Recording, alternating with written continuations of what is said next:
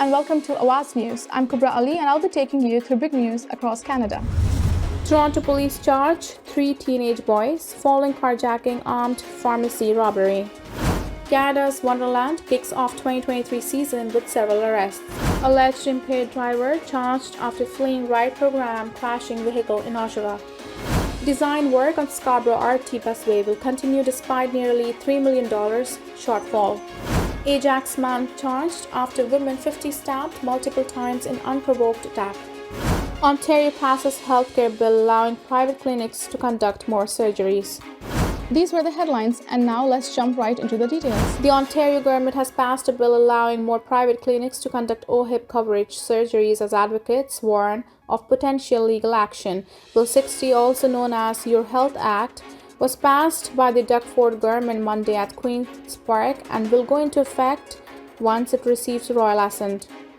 The legislation was first tabled in February by Health Minister Sylvia Jones, who argued it was necessary to reduce the province's large surgical backlog.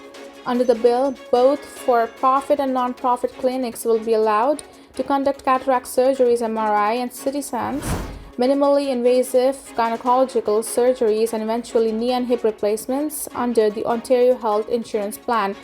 The legislation was met with immediate backlash from advocates and experts concerned over site staffing and upselling.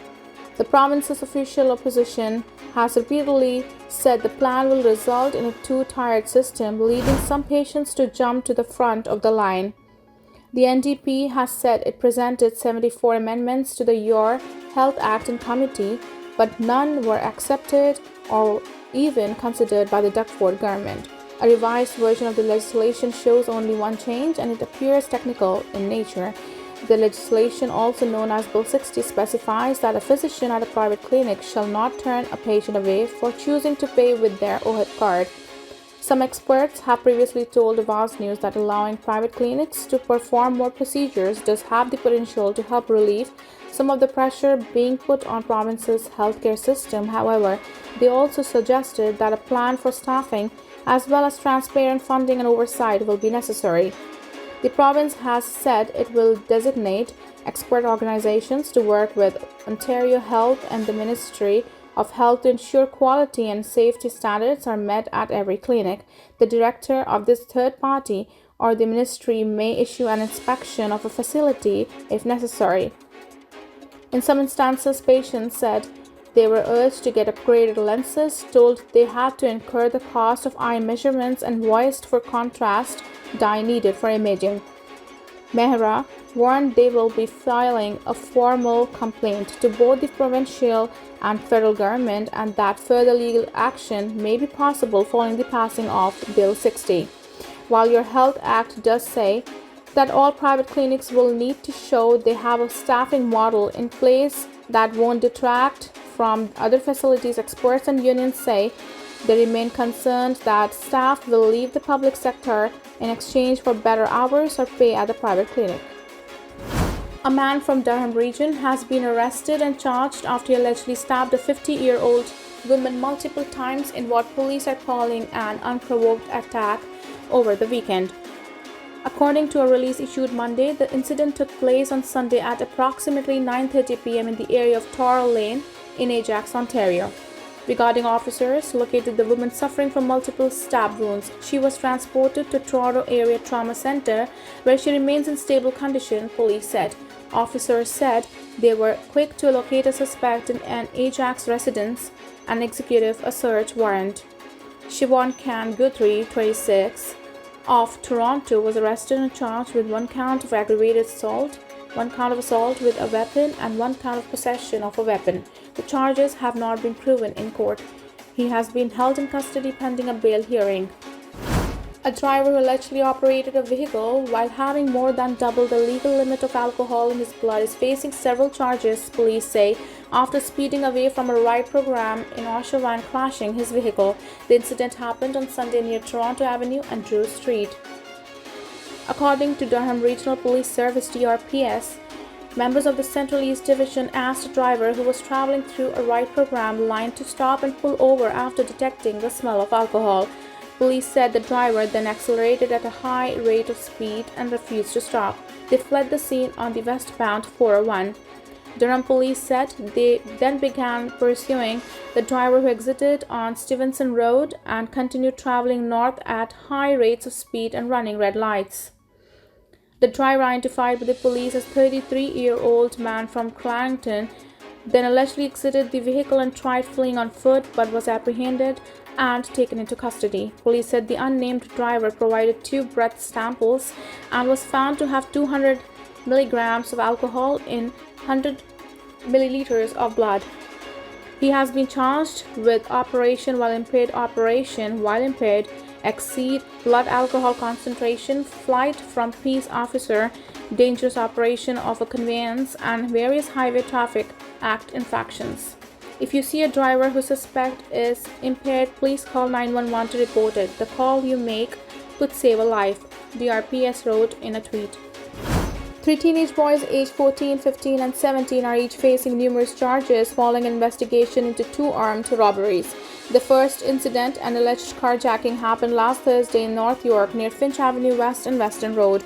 Police said an elderly victim was sitting in their vehicle when 3 suspects approached. One of the suspects allegedly took out a gun, pointed it at the victim, and demanded they hand over their keys. The suspects then forcefully removed the victim from the vehicle, ripping their shirt and removing their necklace before fleeing the area in their vehicle, police said. The second incident happened the following day on Friday, May 5th in Vaughan near Highway 7 and Mary Croft Avenue, which is just east of Pine Valley Drive.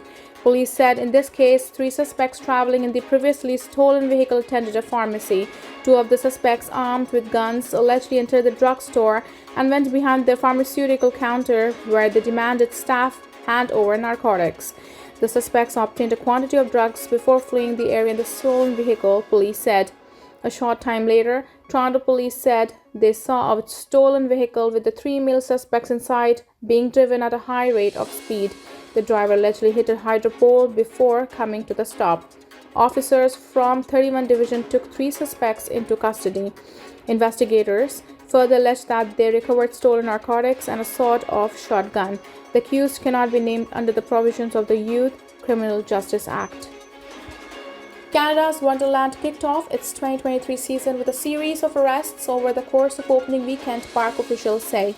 A spokesperson for Canada's Wonderland confirmed to Awaz News Toronto Monday that a number of guests were kicked out due to unruly behavior and altercations and arrested on Saturday.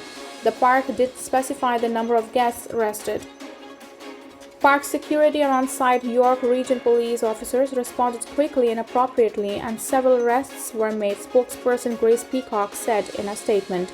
York police confirmed they received a number of reports from Canada's Wonderland last weekend, but did not provide further details as the investigations are ongoing. The TTC will continue design work on planned conversion of Scarborough RT right-of way into a dedicated busway despite a nearly $3 million funding shortfall that has put the project at risk of being scrapped entirely. In a news release issued on Monday, Deputy Mayor Jennifer McKelvey confirmed that she met with TTC CEO Rick Cleary last week and secured his commitment for the TTC to continue design work on the busway within its existing budget, while Council awaits an update on the total cost of the conversion by the end of the year. The assurance comes after TTC staff told members of Toronto's Executive Committee that work on the busway was at risk of being halted entirely without an additional $2.9 million in funding. Members of the Key City Hall Committee ultimately approved the project, but formally asked Queen's Park to help pay the design work. The Ford government has not yet responded to that request. The Scarborough RT is set to be decommissioned in the fall, leaving its 35,000 daily riders without access to higher order transit until the Line 2 subway extension is completed in 2030. The TTC had planned to build a dedicated bus right-of way along a roughly 4-kilometer portion of the RT between Kennedy and Ellesmere stations as a stopgap solution. In the release issued on Monday, McKelvey's office said that all 6 city councillors from Scarborough wards are committed to ensuring the RT right-of-way gets turned into a busway and will be asking their colleagues to approve a motion to ensure the design work continues at a meeting of City Council this week. Staff have previously said that the presence of a dedicated busway along the RT corridor would reduce the trip from Scarborough Centre Station to Kennedy Station by about 10 minutes each way compared to regular bus service. The project, however, won't be completed until at least 2025 and carries a $49 million price tag. Thank you for tuning in. I'm Kubra Ali. I'll see you back tomorrow. Same time, same channel. Have a good night.